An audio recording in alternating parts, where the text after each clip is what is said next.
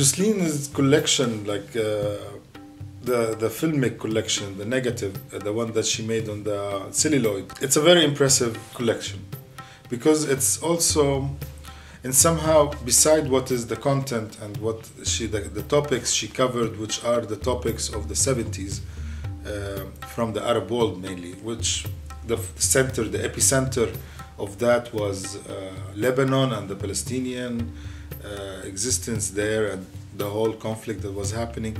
But also she saw and followed the resonance of this epicenter or this movement.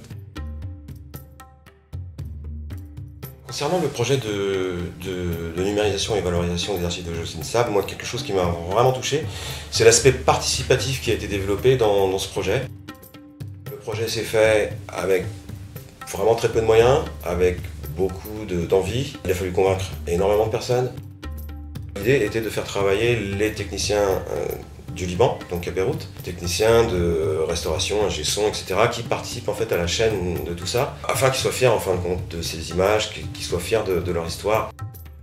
Il y a 44 films, on le sait ou on ne le sait pas, mais il y a quand même 44 films. Elle a travaillé dans tout le monde, pas seulement dans le monde arabe, mais de l'Extrême-Orient à l'Europe, au Moyen-Orient, en Afrique avec la Libye, le Caire, l'Égypte.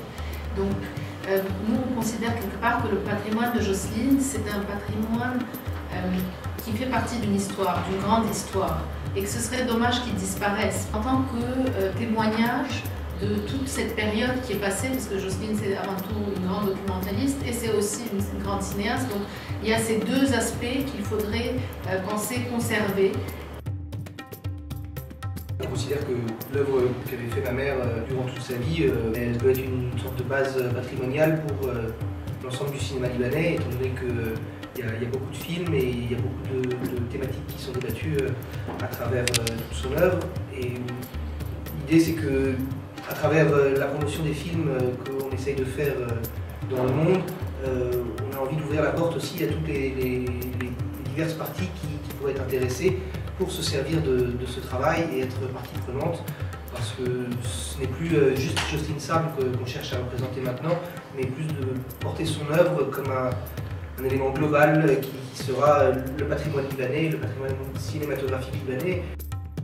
The 70s was the time of this flourishing of the left Arab rhetorics as well, or Middle Eastern rhetorics.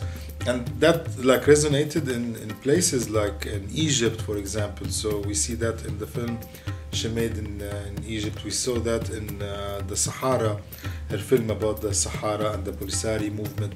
And we saw that at the Iran.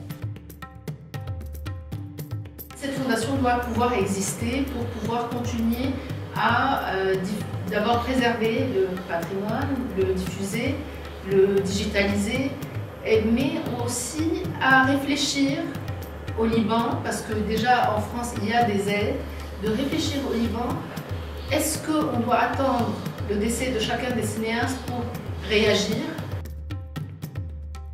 En tant que Français, on n'a pas vraiment on s'intéresse très peu en fin de compte à cette période de l'histoire du Liban.